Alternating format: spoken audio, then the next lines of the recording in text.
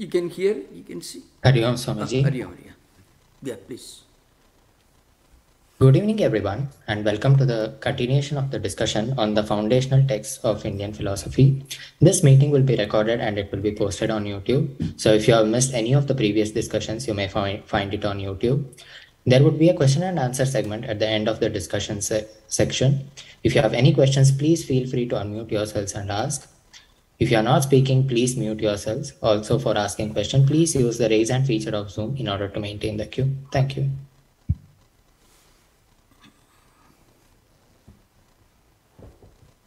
Recording in progress. Thank you, Prajwal. Om Sthapakaya cha dharmasya sarvadharmaswarupine avatara varishtaya Ramakrishnaya te namah Sudhismriti purananam alayam karunalayam namami bhagavat padam shankaram lokashankaram. So we are continuing the discussion on this very interesting subject, Mahavakya. Now, it's very interesting when you read some of these commentaries, Shankaracharya's commentaries, you find he uses some very wonderful and frequently very humorous metaphors and analogies to drive home a very solid philosophical point. So give one example. This is an argument, some non-Advaitic, non-dualistic philosophers put forward some objections criticizing Advaita.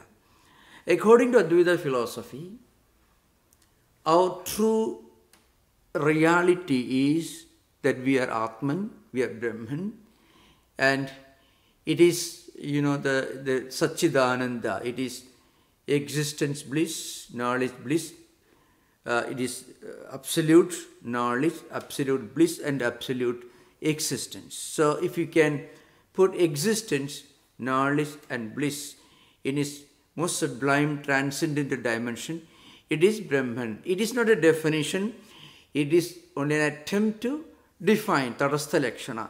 It's a remote, indirect way of explaining or defining something which is actually beyond explanation and definition. So, our true nature is that we are eternal bliss, eternal knowledge, eternal existence.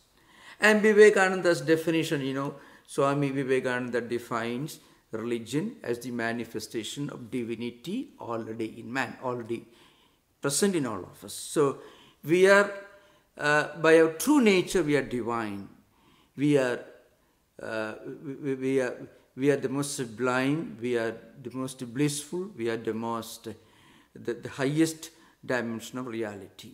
We are omnipresent in our true sense, not the physical body, not this mind-body complex, but within all of us there is that divinity, the divine spark, which is omnipresent, which is transcendental reality. This is the simple Vedanta. You can find in a pre-Shankarite work, which I discussed elaborately in many classes. I held a number of classes on this subject.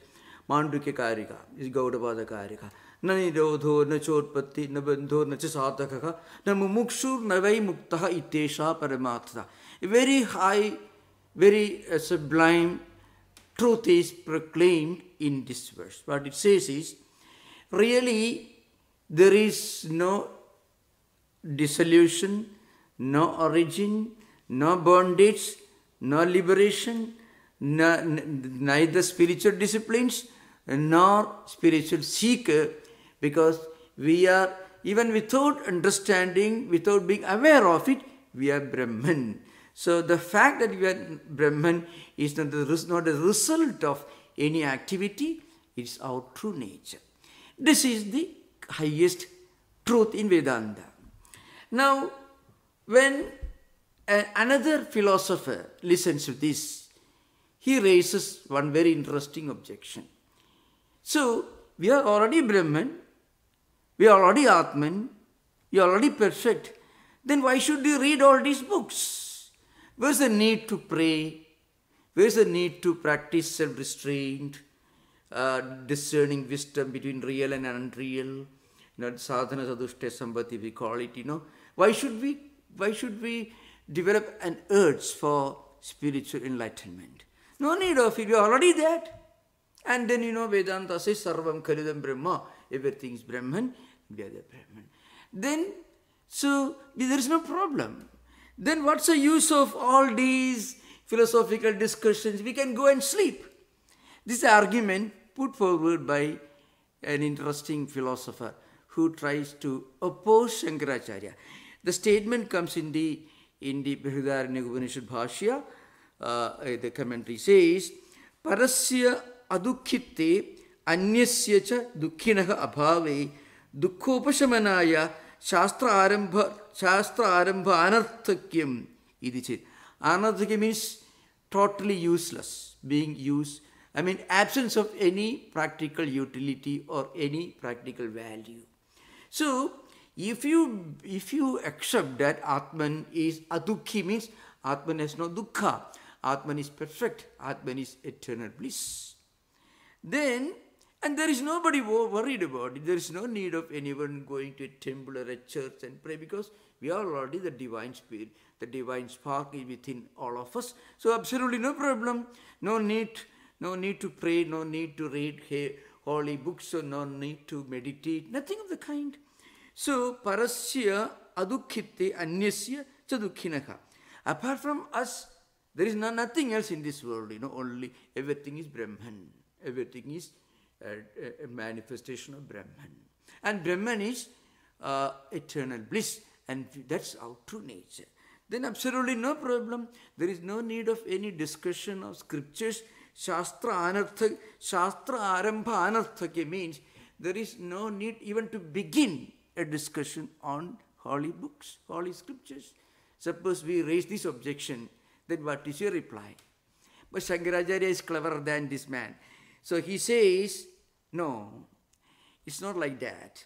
Avidya adhyaropida dukkhitta brahma apoha arthatvad atmani pragrita sankhya purana brahma apohavat kalpita dukkha abhyupagamacha.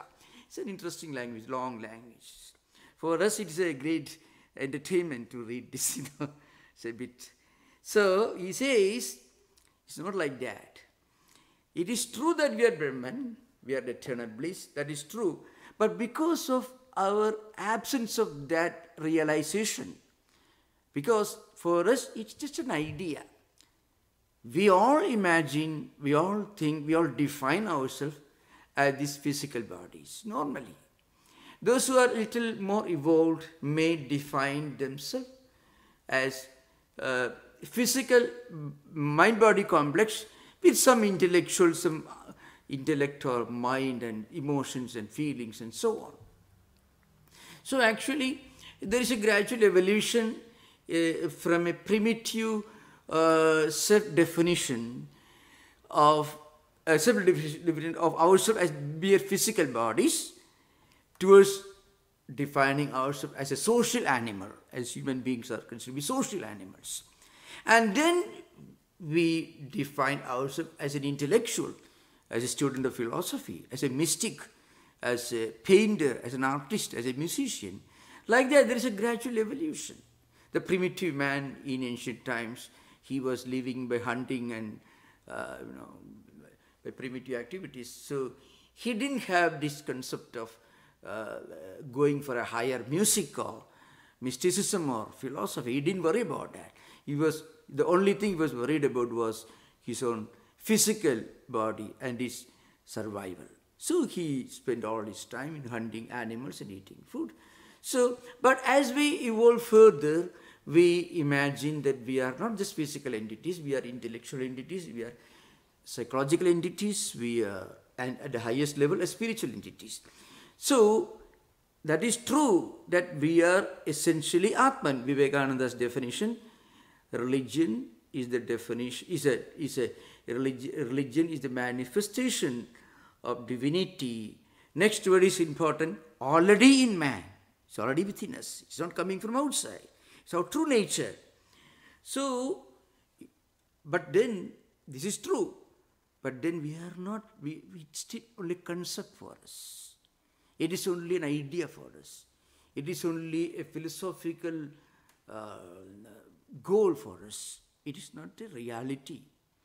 So, how to make this idea a reality in our life?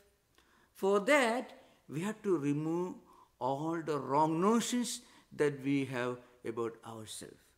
So, what is the wrong notion?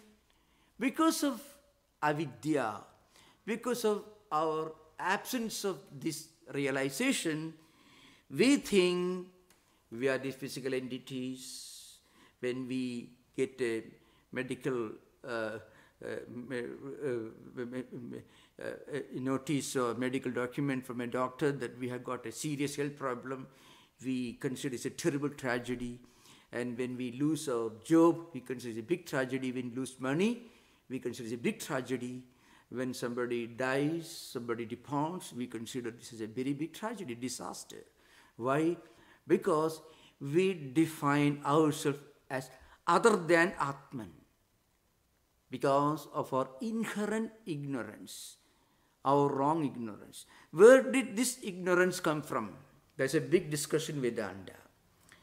Like, let's say, think of the rope-snake analogy. You mistake a rope for a snake because there is not enough light in that room. So you bring a light, you understand, and it is not a snake but only a rope. The question arises, from where did this misunderstanding emerge? The misunderstanding that it is not a rope but a snake. Actually, that misunderstanding has no origin. Why? Because the misunderstanding itself is not an absolute entity. It was a wrong notion that we developed because we have seen a snake somewhere else. That memory is there in our mental system. It is called adhyasa. Paratra, smriti rupa means. So, because we have seen this snake somewhere, so somewhere else, paratra. So, smriti rupa. So, as a kind of memory, we create this wrong notion within our own mind that this is a snake. We cannot say where it comes from, but we know that when the light comes, it goes away. Like that, when we realize that we are Atman, then the wrong notion just disappears. That's why Shankaracharya says elsewhere, Shastram tu ajnana nivartakam, jnana pravartakam. Scriptural study helps you to remove ignorance. Actually, it doesn't create anything. It doesn't bring light, bring knowledge. It just removes ignorance. And what is left after the ignorance is removed is knowledge only. When the semi-darkness, the darkness in the room disappears, then the reality expresses itself. Self-expresses itself that it is rope. Like that, Shankaracharya says, this self-imposed, this self-assumed wrong notion that we all entertain about ourselves, that I am the physical body, that's all what I have got. If I fall sick, it's a big disaster. So, and if I lose money, it is the end of whole existence. All these wrong notions are based on one problem. The problem is that we define ourselves as this physical body or mind or intellect, and we define ourselves as other than Atman. This problem should go. I mean, the semi-darkness should go, light should come to the room. When the light comes into the room, then the wrong notion that it is a snake goes away, and the fact that it is a rope, it self-expresses itself without any other, without the aid of anything else. So now here Shankaracharya uses a very interesting, a funny, humorous analogy. Prakrita Sankhya Purana Brahma Pohavat. So sometimes called Kalpita Sankhya Puranam. What it means is, sometimes called Kalpita Sankhya Puranam Apoha. What it means, so it actually a single statement, it refers to an interesting example they used in 8th century.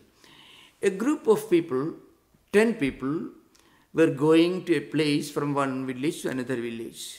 So they had to cross a river. And after crossing the river, they wanted to make sure that all the 10 of them have crossed the river. So they began to count. 1, 2, 3, like that. So each person counted, but with one mistake, he did not include himself. Without counting himself, he counted all his friends. So only 9. So they were fighting and quarreling, worrying and crying and weeping. We were 10 when we left our home. Now we are only 9. I counted only 9. You counted 9. And he counted only 9. Because each person who counted, he did not count himself. So it's called Dashama Stomasi Nyaya. And a method of implying Dashama Stomasi means Dashama. So another wayfarer, maybe another villager, came to the scene and they asked them, what's the matter with you? Why are you counting again and again? Why are you worried? So they said, we were 10 of us when we left our village. Right now we find only 9. Then the newcomer told them, but you are not counting yourself. You count your friends and you say only 9, but you did not count yourself. So like that, this wrong notion that we are only 9, it is only an imagination. Kalpita, Prakrita Sankhya Purana Brahma Apohavad. Kalpita Sankhya Purana means, actually they were thinking of 10 people and each person was counting his friends, but he forgot to count himself, so he got only 9 and they were not sure where the 10th has gone, and the stranger had to come and tell them, no, you have to count yourself. That means if we actually, so there is no need for anyone else to come there for filling up the number. They were already 10. There was a wrong notion that there was only 9. And that's because the person did not count himself. So already there were 10, but somebody else had to show them, had to tell them, no, you have to count yourself. So in Vedanta, another person has to come, and a teacher have to come and tell you, then only you may need, you will be reminded of what you actually are. That's why Anadi Maya Supto Yatha Jiva Prabudhide, that means we are in a kind of eternal spiritual sleep, spiritual slumber. A scripture can take you, a teacher can instruct you, but the effect of the instruction depends upon the level of our own spiritual fitness. This is a very, very important point that you can find here.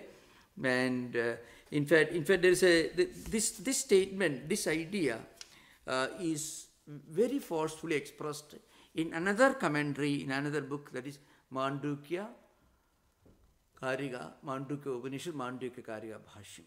There also says, when a newcomer came and told this person, you forgot to count himself, immediately he understood that he made a mistake in counting, in excluding himself, because he counted number of times.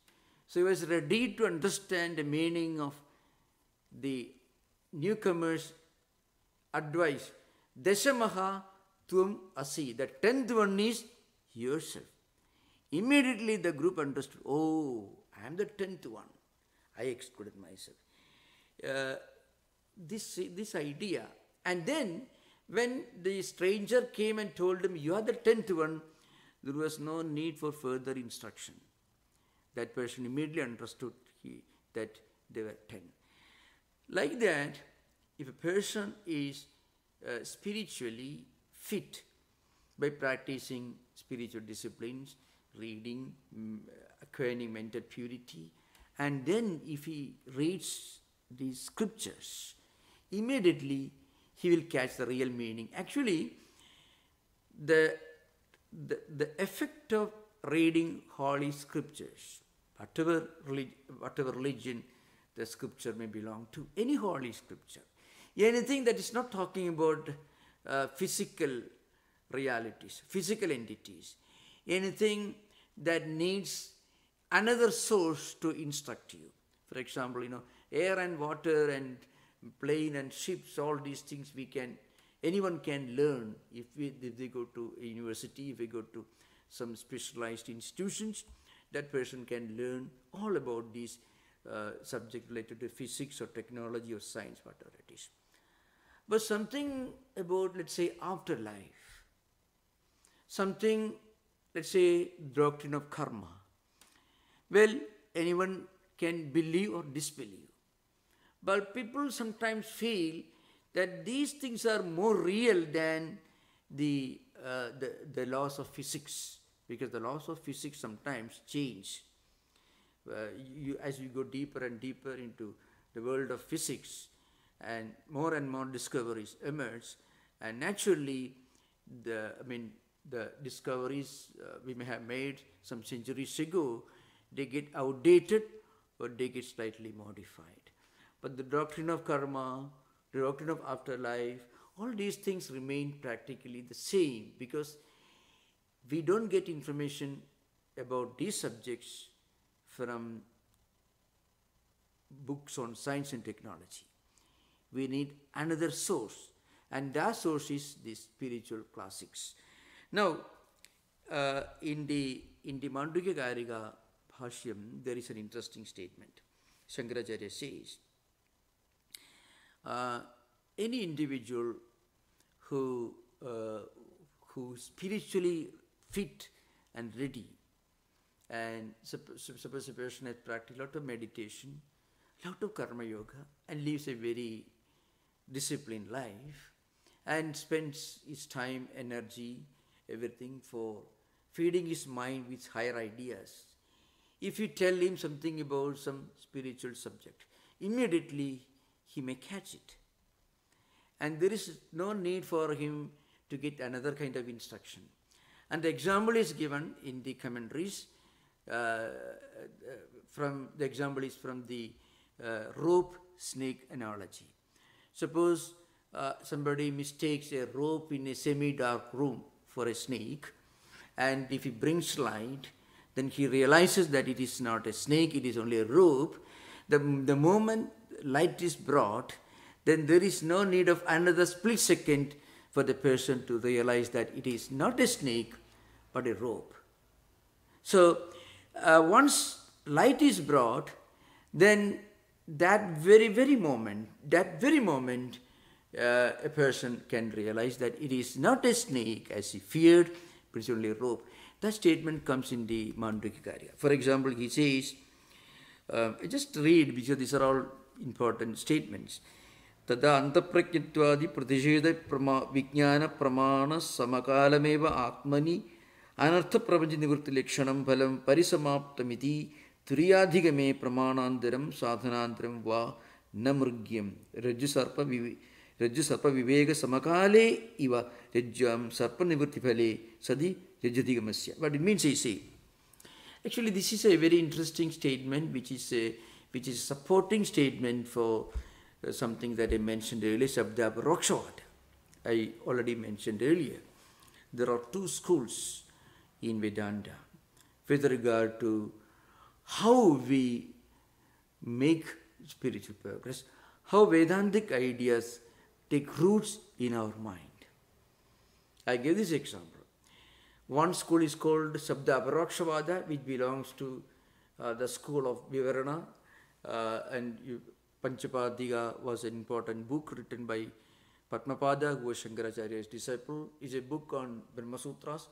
And Prakasha Mayedi wrote Panchapadiga Vivarana. From the title of the book, this particular school of philosophy, Advaita philosophy, got the name Vivarana School. And then Vivarana Prameya Sangraha and all that. Later, number of other books were written on this subject. Now, according to them, if a person has already attained all the essential qualifications for Advaitic practice, like I called sadhana chatushtaya sambhati. I'm repeating what I repeated many times, but this sometimes required in spiritual discussions.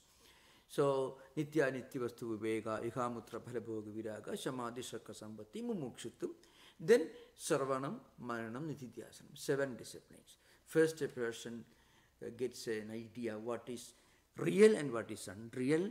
Then he upholds the real in the sense what is of higher value, what is of more permanent value.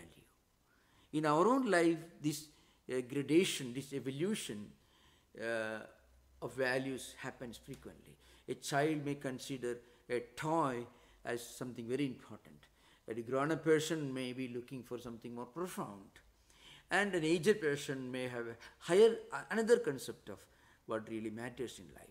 So, like that, there is a gradual evolution, a progression in our concept of values. Now, and the third discipline is Samadhi Shakka Sambhati. As a result of these spiritual disciplines, you develop these qualities of self-restraint, self-control, a maturity, the ability to endure physical problems without any complaint. All these higher qualities will develop. And also we develop a strong urge for spiritual enlightenment. Then we start feeding our mind with higher books. We start meditating on the meaning of what we read. And spiritually we begin to evolve. It is the 7 disciplines. A person, an individual, a spiritual seeker who is fully established in this discipline, if he just reads carefully any of these ideas, immediately he will catch it. This is what happens. Very often we need some lessons given by life alone to open our eyes. Frequently it happens. Very often we may casually read some higher books, Sermon on the Mount, the Upanishads, the Bhagavad Gita, the Vedas, Dhammapada, all these books we may read. But we may be interested intellectually. We may discuss, we may write books. But then the ideas will not go very deep. But at some point what happens as we evolve further, these ideas become almost like physical realities in our life. For example, the fact that the world is mithya, all the empirical things are just peripheral, they are transient, they are non-eternal. Everyone understands intellectually, but still we won't be able to bring that conviction to the level of our common sense. But sometimes when some experiences happened, they go deeper, and at that time only we understand the true meaning of it. That's because we are not fully established in those essential qualifications. So Shankaracharya says, if you are fully established in those qualifications, then the moment you read it or you get an instruction from a teacher, immediately you understand the reality of it. It becomes a matter of experience. This is the Aparokshavada. Anyway, this is an important subject discussed in Vedanta. Those who are not so highly evolved, for them, they may have to read, they may have to think, they may discuss, they may take an intellectual interest in this, and slowly they may evolve. So, this is an important subject in Vedanta. Now, in another context, in the same text, Shankaracharya makes some statement that is about, that actually related to the Bimba Pratibimba concept, the idea, Pratibimbavada, the theory of reflection. I mean, Jiva, the individual Jiva, individual self is nothing but the mirror image, that is Pratibimba, the reflection on the mirror of Brahman, the reality. Because the mirror the instrument called a mirror, and the clarity, the quality of the glass, all these are very, very important. Actually, this idea, this concept also came from Padmapada, the author of Panchapadiga. And in way, of course, in the Brahma Sutras, there are certain sutras, Abhasa Eva, which actually can be called the genesis of this concept, Brahma Sutra Bhashya. Anyway, what it says is, Jiva is just a reflection, just a mere reflection. It's called a Pratibimba. And Brahman is the prototype, the Bimba. This is their view. And these ideas developed later. But its source is in Shankaracharya's own statement. So we can find here, from some statements in the commentary literature, you find different concepts evolved in Vedantic tradition. So, analyzing the relationship between Brahman and Jiva and Jagat on the basis of the prototype Bimba and Pratibimba, the mirror image, the reflection, and again a similar analogy, like a space within a pot, Ghadakasha, and space outside, Mahakasha. All these analogies developed later during the post-Shankarite times, but they do have their genesis in Shankaracharya's own commentary. Here, for example, Jalasuryadi Pratibimbavat Atma Praveshascha Pratibimbavat Vyakride Kari Upalabhyatvam. This you can find here. Sayava Iha Pravishtaha Tasrishtva Tadevanu Pravishat. You can find all these quotations are made from different books to explain that that Jiva is nothing but the reflection on a mirror of the prototype Bimba of Brahman. So after this, I want to take another very important concept which is linked to this Aham Brahmasmi concept. That comes, for those of you who have got the book, you can refer to this book. It is the 3rd chapter, 4th Brahmana, 4th section, 1st and 2nd mantras. It's also, it has a very, very unique concept. What we are discussing till now, it comes from the 1st chapter, 4th Brahmana, and 10th mantra, which actually discusses this Aham Brahma, which actually contains Aham Brahmasmi Mahavakya. And now, a related state concept is then Vedanta. That's what we are going to discuss right now. It comes, as I mentioned earlier, it comes in the 3rd chapter, 4th Brahmana, 1st mantra. Now this is something very interesting actually. It's a very, very, I have got a, what do you call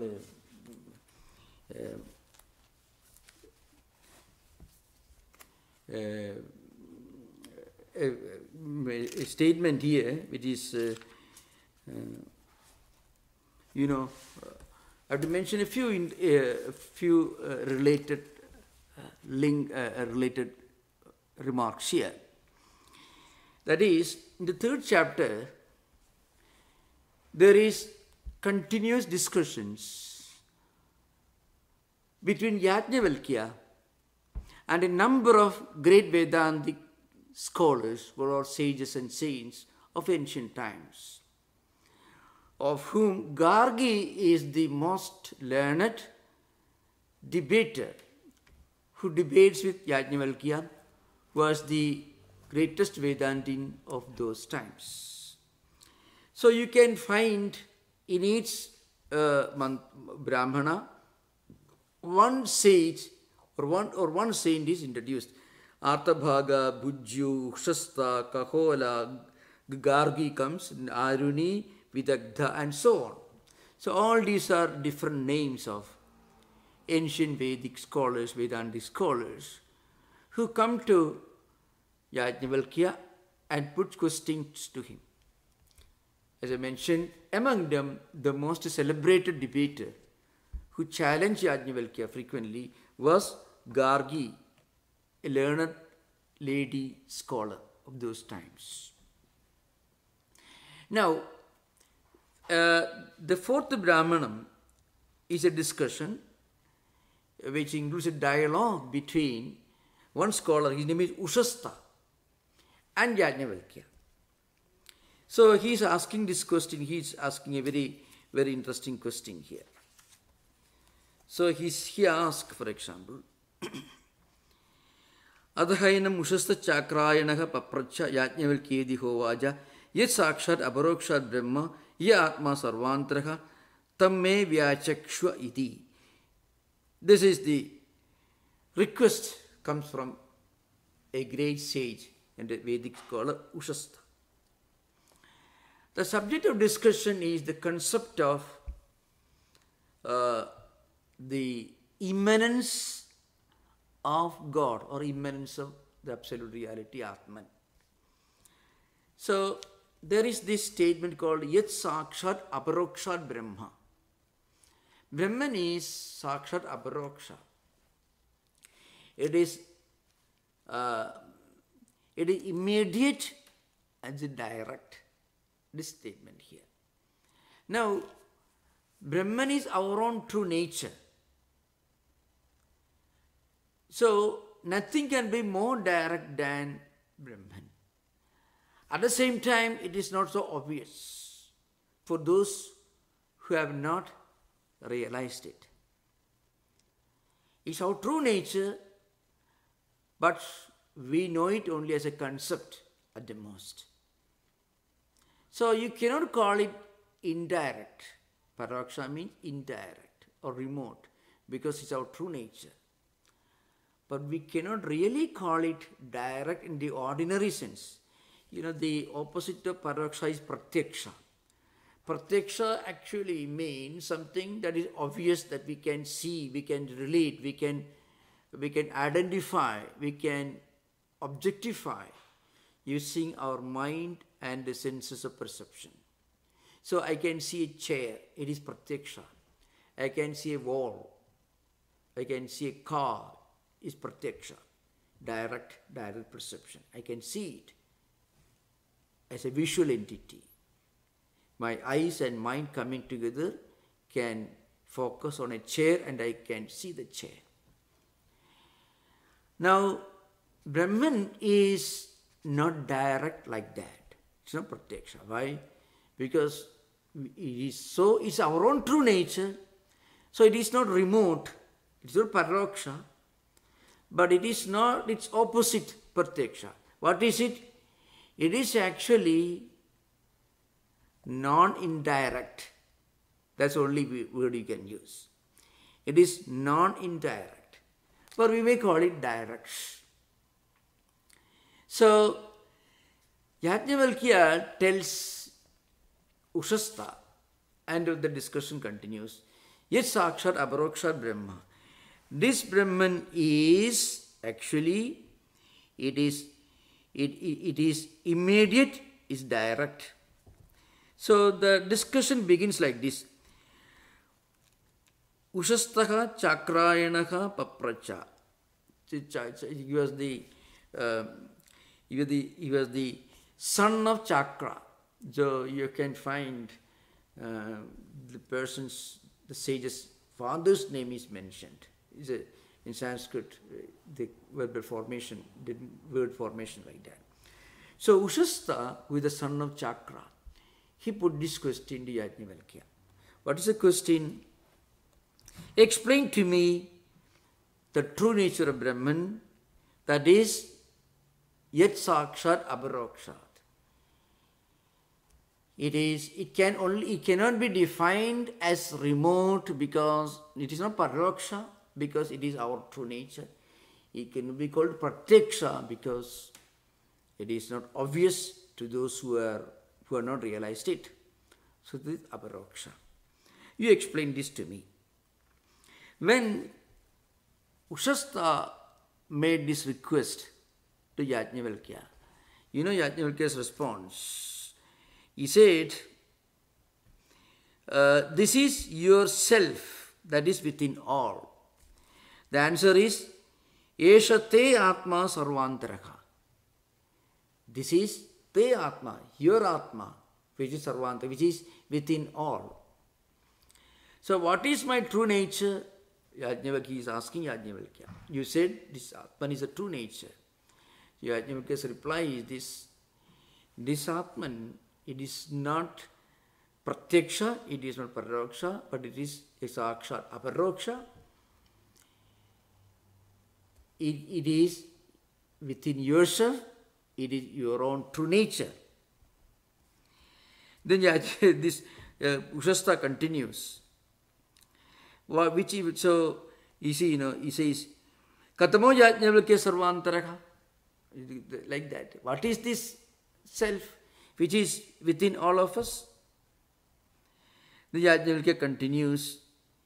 You say, so he make this statement. In the next mantra, he makes it a more powerful statement. He says, Eshate Atma Sarvantaraha, Katamo Yajnavalkya Sarvantaraha, Na drashtehe drashtaram pasyehi, Na sutehe srotaram sunayaha, Na matehe mantram manvithaha, Na vijñatehe vijñataram vijaniyaha, Eshate Atma Sarvantaraha, Ataha Anyat Artam Tadu Ushastha Chakrayanaha Upararama. This the meaning. Now I shall explain. This needs a, the verbal translation may not explain everything. What Yajnavalkya says is this Atma, which is Sarvantarha, which is within all of us. You cannot see that which is the witness of vision. So we see an object when our eyes and mind come together.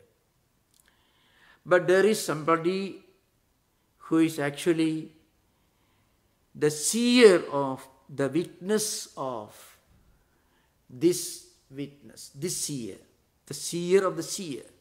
So that's why.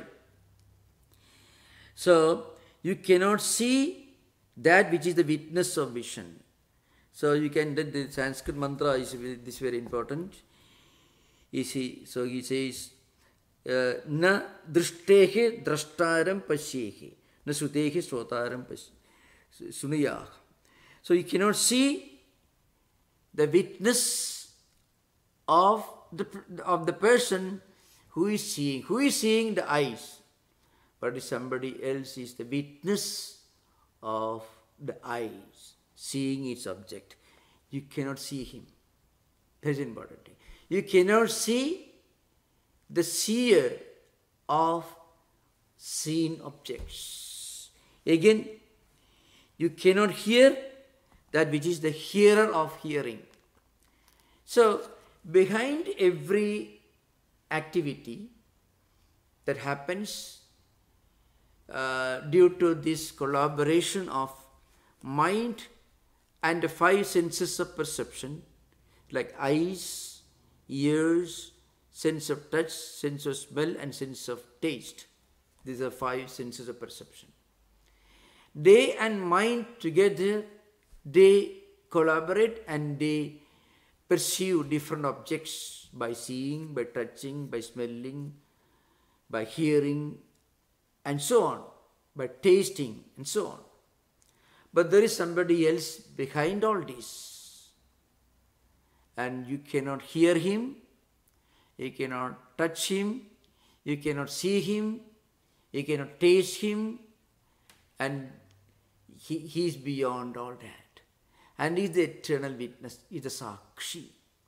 So here, the indweller, the Brahman within, Aham Brahmasmi, that Brahman within us, it is perceived and it is defined as the seer of objects, the hearer of the hearer of objects, the one who touches the instrument, which perceives things by touching, like that.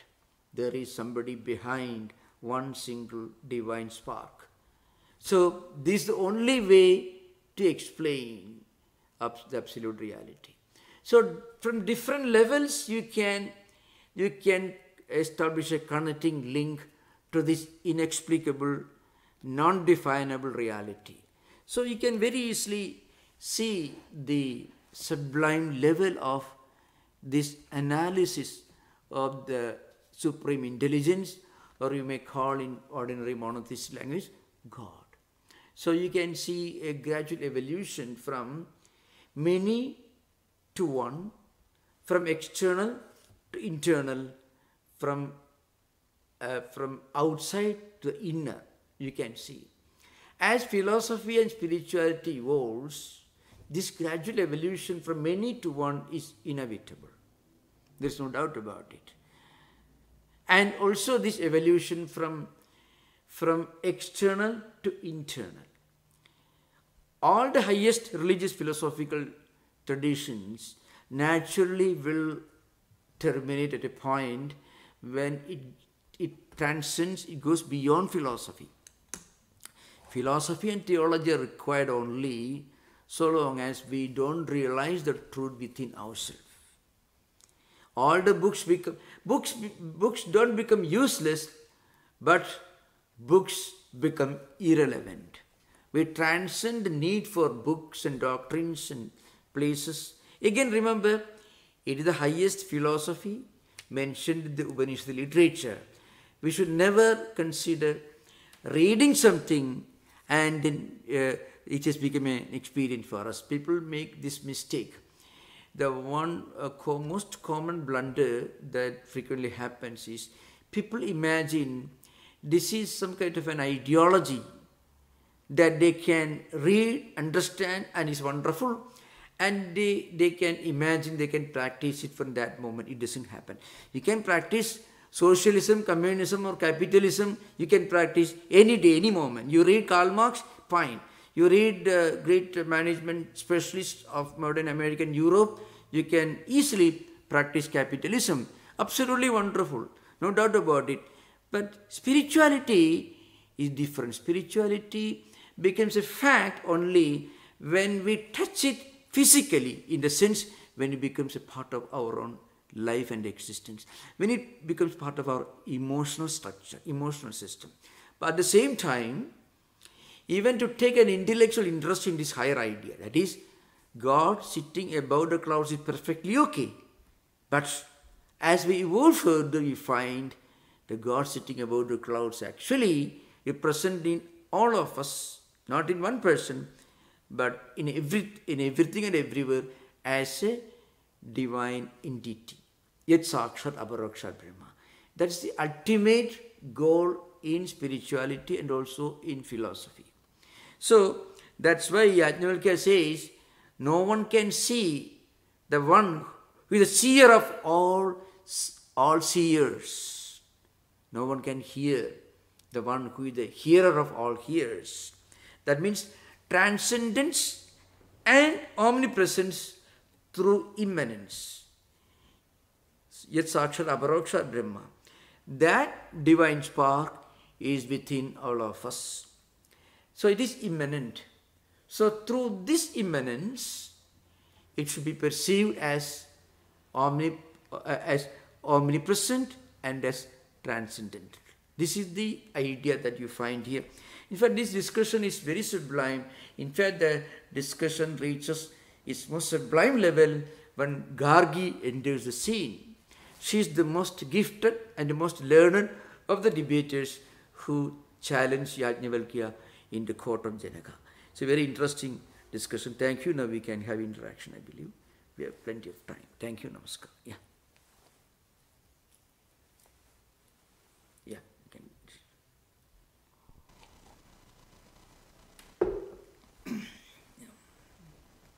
Hello, Swami. Yeah. My question is about Gargi. It seems that perhaps, well, when we see that Holy Mother had no education and that it was discouraged for Radu and so forth, and also Bharatiprana that was discouraged that she learned. So was it different in the age of the Upanishads that we had such a towering intellect who was so educated? Was the age of the Upanishads, were women as given the same opportunities as men to for scholarship? Now, you are right, if you're talking about the Vedic times, there were innumerable scholars during Vedic times. It's something very interesting. Unfortunately, not much research work is done. Indians were not very remarkable in historiography. In ancient civilization, they never bothered about. So there's a serious drawback of India's civilizational structure. They never gave much importance to history. So a person like Gargi, Maitreyi, there are many others, Vedanta, Pala, Ugrasta, and so on in the Vedic times. And they were very gifted, very learned Vedic scholars. In fact, Gargi, you can just give an example. Gargi comes to Janaka's court and she puts Janaka in a trap. So she's asking a question. And she, look here, Janaka, you said this is beyond definition, beyond explanation. Now, and she's putting a question on that. So if Janaka defines it or explains it, it will be a contradiction because wrong word. If Yajnavalkya explains it, gives a long discourse on the subject, he'll be contradicting himself because he said this cannot be explained. It's beyond words. So Janaka cannot give, he can make this mistake frequently. Yajnavalkya, I'm talking about Yajnavalkya. Janaka is the big king, the great king, the philosopher king. Yajnavalkya is the great Vedic teacher of Janaka himself. And Yajnavalkya and Gargi, they are debating. So Gargi puts one question. What's the question? The question is linked to something that cannot be explained, that's beyond words, that cannot be explained in any scriptures. So Yajnavalkya was put in a trap. If he explains something that he himself said is beyond explanation, it will be contradiction. It will be a contradiction of what he said earlier.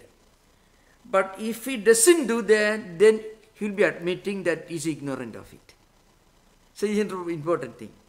If Yajnavalkya gives a long discourse on a subject which he himself asserted is beyond explanation and description, he will be contradicting his own statement, previous statement. And if we say, no, I cannot explain it, then Gargi can say, you don't know it. So what Yajnavalkya does is, in ancient times there was a discussion.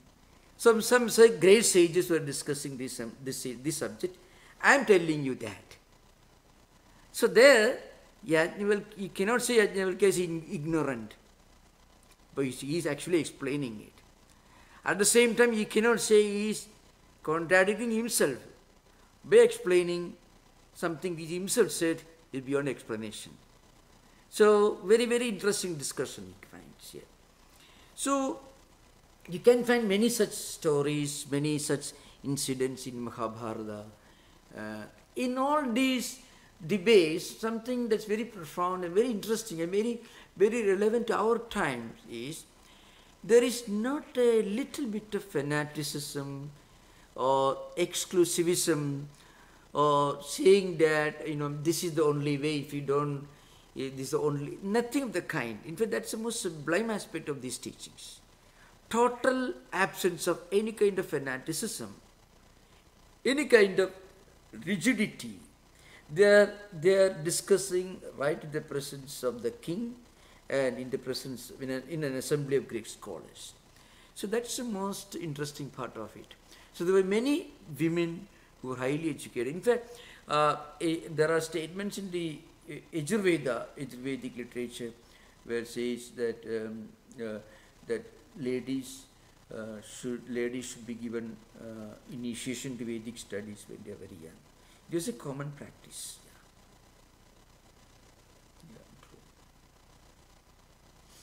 Okay, thank you, Swami. Yeah. Thank you. Please go ahead, Sokta. Yeah. Pranam Maharaj. Yeah. Most so you just what you just said, the concept of Brahman cannot be understood by human beings, but we have a very good intellectual explanation what Brahman is. So somebody must have written it up. I don't know whom, but somebody, some rishis must have, and they have explained it in a very nice way so that we can intellectually understand it. But it is all indirect proof. Yeah. It is like an electron in our modern day science electron, right? Nobody has seen it, but we have a model of it, and we can prove it with indirect methods. Yes, precisely.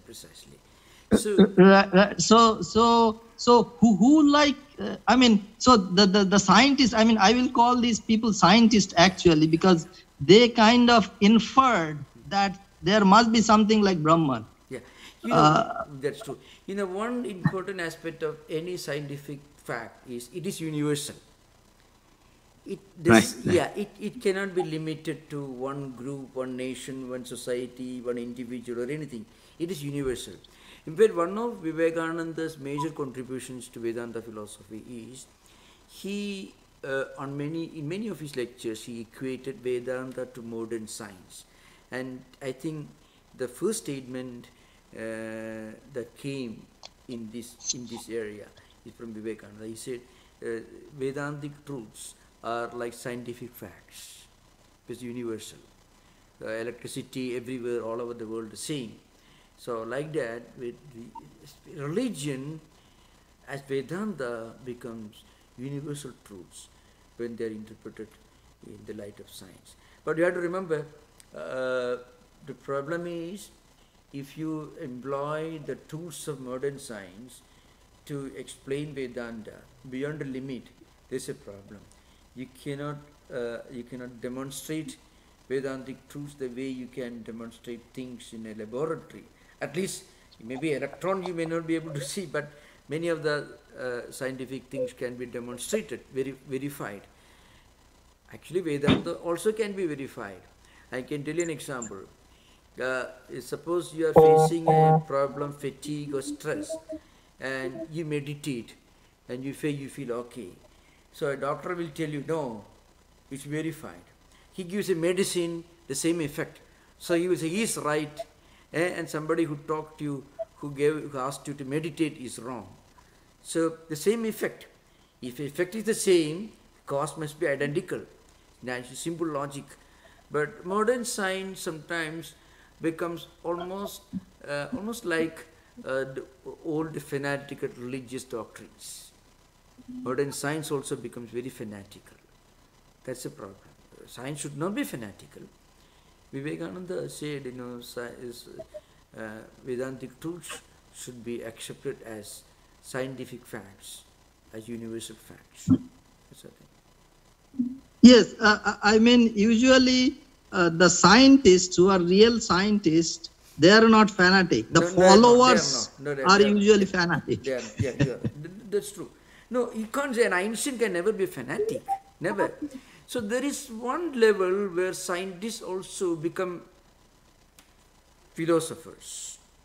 It's an important thing. When you define philosophy as a quest for truth, then science also becomes a kind of philosophy. In ancient times, science, mathematics, philosophy, they were all intertwined in the early days. A real scientist can never be fanatic. Yeah, impossible. And the greatest scientists of the world were not fanatics. And you have the example of Einstein, or many of the scientists who, I mentioned this guy, Oppenheimer, who took a lot of interest in Vedanta. Yeah. So Ramakrishna was like a scientist in Vedanta. He was practically, he was experimenting with different religious traditions, different ways of spiritual disciplines, and he was a pure scientist actually, running a laboratory in his temple. He was spiritual laboratory really. Yes, that's true. Yeah. Thank you, Swami. Yeah. Maharaj, David has a follow-up question. Yeah, please.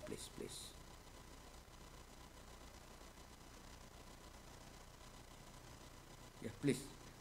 Well, that raises a question for me, which is, I remember reading that that Socrates is often credited with the beginnings of the scientific method. Yeah.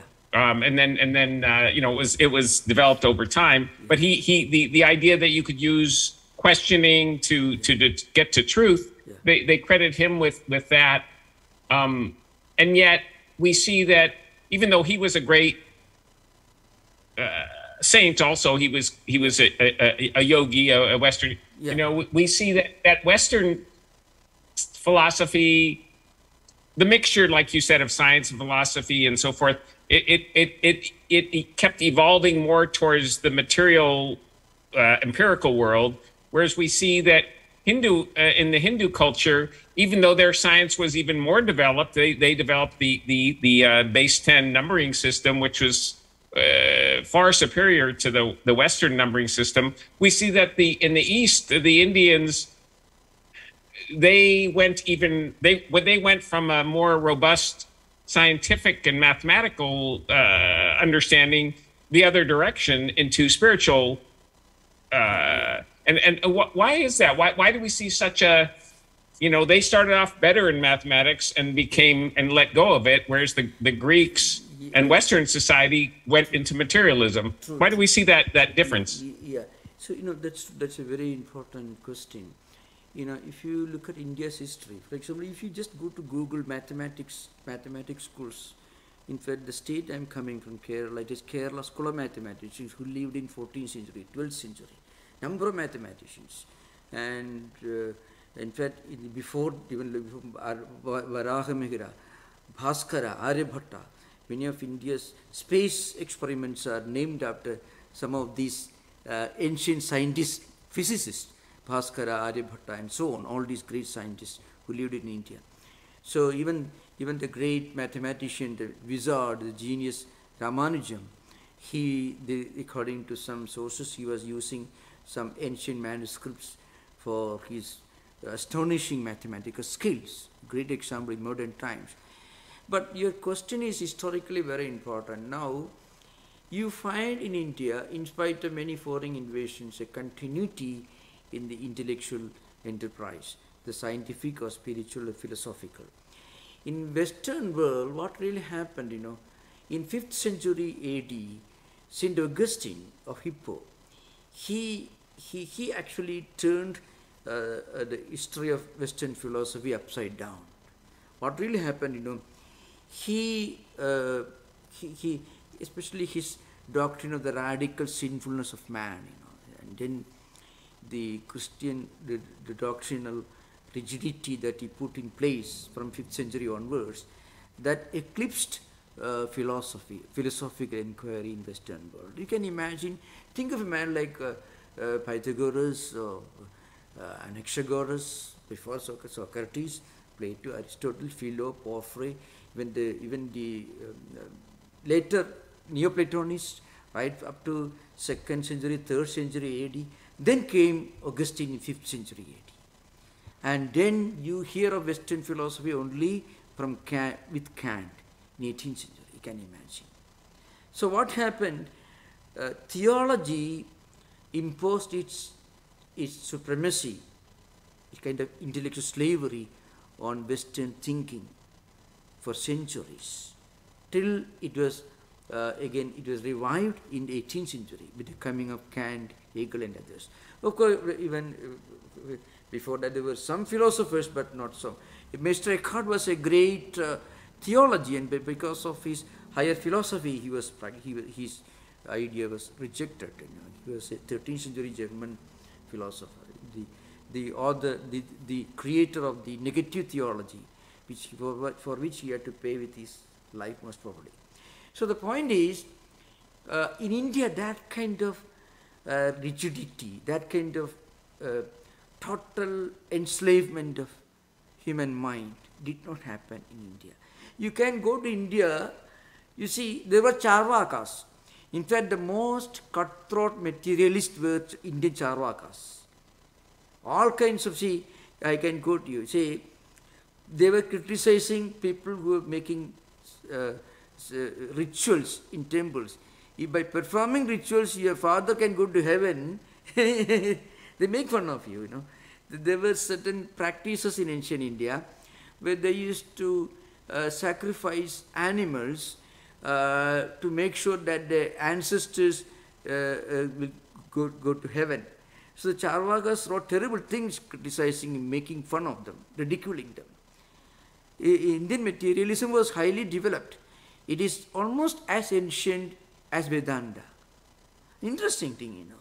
But people didn't bother about that. They questioned. See, a man like Buddha. A man like Buddha, do you think he would have survived in medieval Europe? No. He questioned everything that is sacred in Hinduism. And all the Hindu learned Vedic scholars flocked to him. Vasubandhu, Dharmakirti, Dingnaga, even the Nagarjuna, they're all learned Vedic Pandits who became Buddhist monks and wrote great books on Buddhism. So this happened in India, but at least religion could not terrorize philosophy in India to the extent it happened in Europe. This is a tragedy. That's why, you know, see, if you can place, when you read about a man like Socrates, you can imagine Socrates sitting on the banks of river Gengar, or maybe somewhere in the Himalayan hermitages with his eyes closed, meditating. The same man you find in ancient Athens, in Greece. Just imagine. A man like Socrates is not different from some ancient rishis sitting on the banks of river Ganga, meditating on the Himalayas. This is what. So, but then it came to an end with Neoplatonism. After Neoplatonism, there was no blossoming of philosophy in Europe. And philosophy took some kind of a, as you mentioned, very materialistic turn. You know, actually, utilitarianism and J.S. Mill and Hume and Locke, you can imagine. Actually, it looked almost childish if you read from our perspective. Imagine, yeah, okay. The maximum. I think you're right. See, J.S. Mill says the value of anything should be judged to the extent it brings joy and happiness and pleasure to the maximum number of people. You can imagine. So that kind of, of course, Indian Charvakas, Indian materialists were as bohemian as J.S. Mill or anyone else. Okay, thank you, Christian. Yeah. I think you're right. I think probably Shankara would have been crucified if he were in the West. Yeah. Exactly, yeah. That's true, That's true, yeah. And J.S. Mill might have put ice cream on the altar. Thank you, Swami. Thank you. Thank you, Maharaj. I would like to ask a question. I'm curious about the post-Shankarite schools that you touched upon, the Bhamati school and the Vivarana school. Yeah. And these post-Shankarite disciples, Vajaspati Misra and Padmapada, I'm wondering if they essentially agreed that the immanence of Brahman, that their interpretation of the Mahavakya is that it explains both Vidya and Avidya, that both of them are, that although these philosophers had some differences and these schools have some differences, when it comes to this, they agree? Is that correct? Yeah, they agreed on all these points. Their main point of disagreement was whether a spiritual seeker can immediately reach the experience level if he just listens to the great statements, Mahavakyas, in the Upanishads. Okay. Now, that again, in a way, their disagreement was mostly a polemical, just a dialectical disagreement.